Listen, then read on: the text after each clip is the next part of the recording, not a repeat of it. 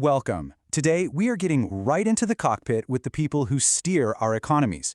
We're going to talk about a really powerful tool they use to figure out what's going on. It's called the ISLM model. All right, let's jump in. Think about it. It's a huge question, right? When the economy is slowing down, or maybe it's overheating, what can they actually do? What levers can they pull to fix it?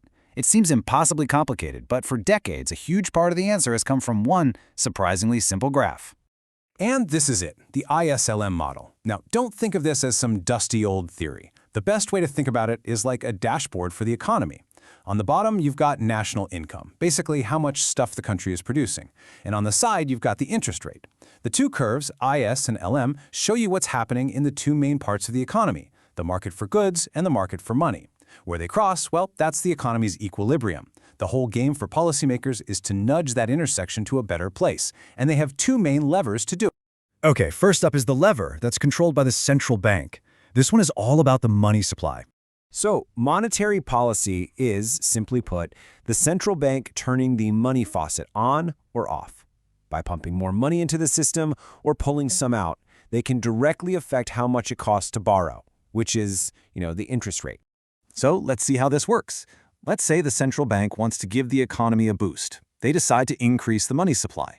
On our dashboard, this literally pushes the LM curve, the one for the money market, over to the right.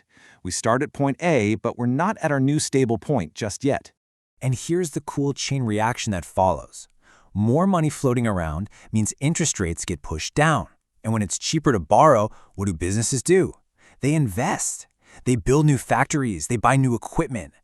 All that new investment means more production, more jobs, and so national income goes up. Our dashboard settles at a new, better equilibrium, point B, with lower interest rates and a stronger economy. But hold on, the central bank isn't the only one with a say here. The government itself has its own very powerful lever. Let's take a look at how that one works. And this is fiscal policy. It's all about what the government does with its budget. The two main tools here are how much it spends on things like roads or schools, and how much it decides to collect from us in taxes. Okay, so let's imagine the government wants to kickstart the economy. It decides to spend a bunch of money building new bridges. Well, that spending directly increases the demand for goods and services. You need steel, concrete, workers, you name it. On our dashboard, this action pushes the IS curve, the one for the goods market, over to the right. Once again, we've moved away from our starting point at A. Now, here's where things get really interesting. The spending, just like we wanted, boosts national income. But as everyone starts earning more money, they need more cash on hand to buy things. This creates a higher demand for money, but the supply of money hasn't changed. So what happens? The price of money, the interest rate, goes up. Our new equilibrium at point B gives us higher income, which is great, but it also comes with a higher interest rate. And this leads to a really important trade-off. That higher interest rate makes it more expensive for private companies to borrow money for their own projects. So the government's big spending push can actually crowd out some private investment that would have otherwise happened. The economy still grows for sure, but maybe not by as much as you'd think because of this effect. This whole idea of crowding out brings up a super important question that's really at the heart of this whole model. When you pull one of these levers, how big of a change do you actually get? Because, as it turns out, these levers don't always have the same amount of power. So which one is it? Which lever should policymakers pull? Should they call up the central bank, or should the government take charge? Well, the answer, and it's a fascinating one, is that it totally depends.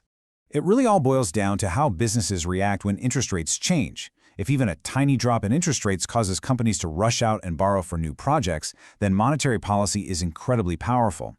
On our dashboard, that's a flat IS curve. But if businesses are feeling cautious and they're not going to invest much more, even if borrowing is super cheap, well, then fiscal policy is your better bet, because that crowding out effect we talked about will be pretty small. That gives you a steep IS curve. And this table just puts it all together beautifully. It summarizes when each lever has the most oomph.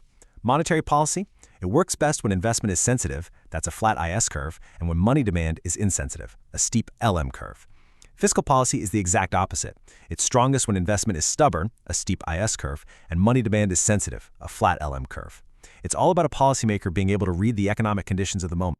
But what happens when the dashboard starts flashing a critical failure warning? What happens when one of those levers just stops working entirely? This isn't just a hypothetical. It's a real-world problem called the liquidity trap. Okay, so just imagine interest rates are already pretty much zero. The central bank can't really push them any lower, right? At this point, everyone thinks rates have nowhere to go but up. So people and businesses would rather just sit on their cash instead of buying bonds that are likely to lose value. Any extra money the central bank tries to pump into the economy just gets hoarded. On our graph, this weird situation makes the LN curve go almost completely flat. So here's the key takeaway. In a liquidity trap, that monetary policy lever is completely jammed. The central bank can print trillions of dollars, but it won't do anything to lower interest rates or spark new investment. It's like pushing on a rope. But check this out. Fiscal policy suddenly becomes superpowered. With that flat LM curve, government spending doesn't really push interest rates up, which means there's almost no crowding out. Every single dollar the government spends has a huge direct impact. And this is not just some weird academic thought experiment. This is exactly what many economists think happened to Japan in the 1990s. Their central bank slashed interest rates all the way to zero, but the economy just stayed stuck for years in what people now call the lost decade. It's the classic textbook case of a liquidity trap, a situation that the US and Europe also got dangerously close to after the 2008 financial crisis. And that leads us to our final, really tough question. The ISLM model tells us that when monetary policy jams, fiscal policy should be the hero. But Japan's lost decade shows that even massive government spending isn't always enough to fix everything. So if your main dashboard is flashing red and one of your key controls is totally dead, how exactly does an economy break free from the trap and get back on the path to growth?